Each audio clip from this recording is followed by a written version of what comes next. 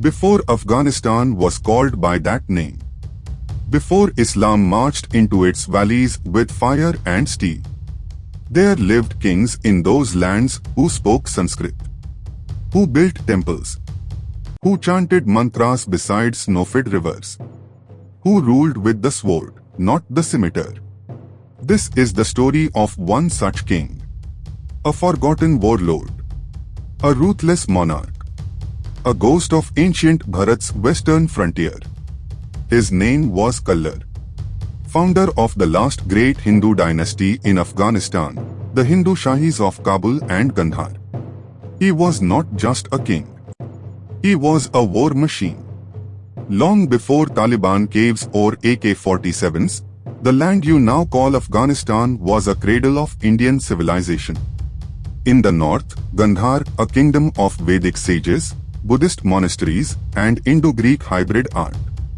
In the east, Kapisa, a region known in Sanskrit texts, just a stone's throw from modern Kabul.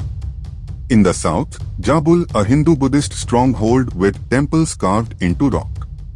From the 1st century to the 8th century CE, these were dharmic lands. But then came the tides of war. The Kushans fell. The Hephthalites burned through. And soon, the Arabs came from the west, torching temples and toppling kings. By the mid-8th century, Indian influence was on the verge of collapse in these frontier lands. But out of the smoke rose a man. Kallar, the founder of the Hindu Shahis.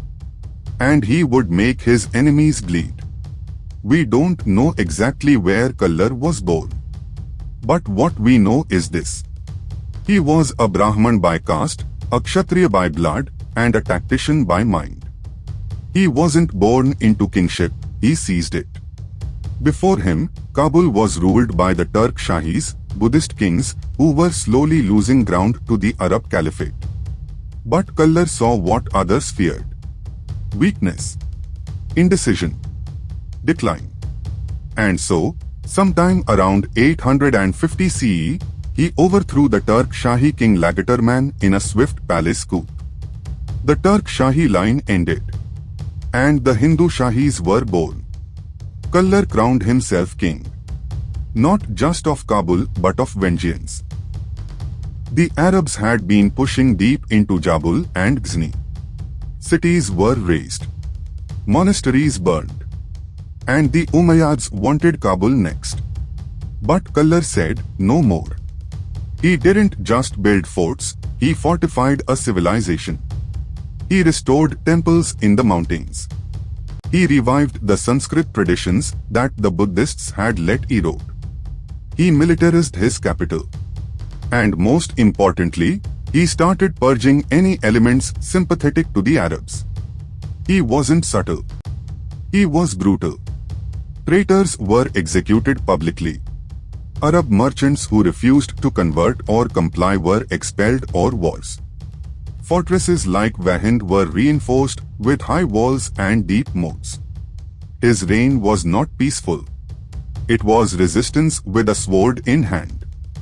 Kallar knew his days were numbered unless he made Kabul ungovernable for invaders. So, he employed a policy of what you could call Hindu guerrilla dharma.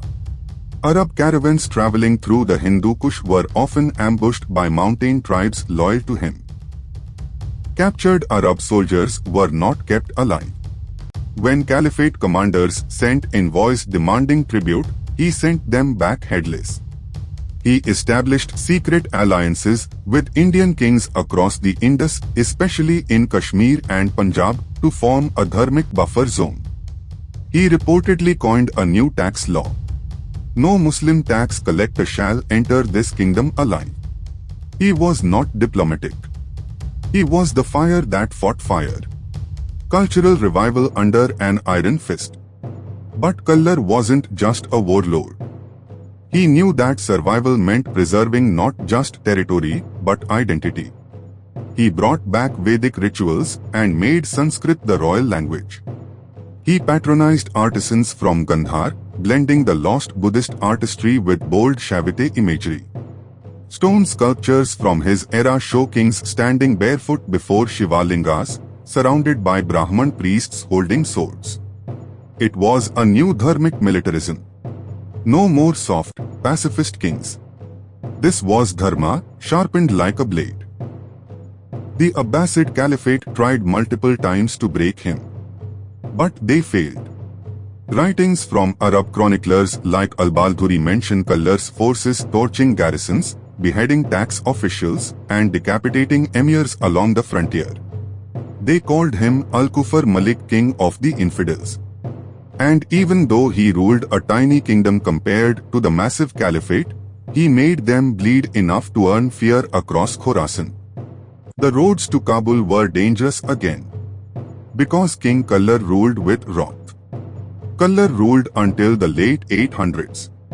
His descendants, Samantha-deva, Kamluka, and eventually Jaipala, continued the resistance for nearly 150 years. But they lacked his fire. The Great Battle of Peshawar in 1001 CE would finally break the Hindu Shahis under Jaipala at the hands of Mahmud of Ghazni.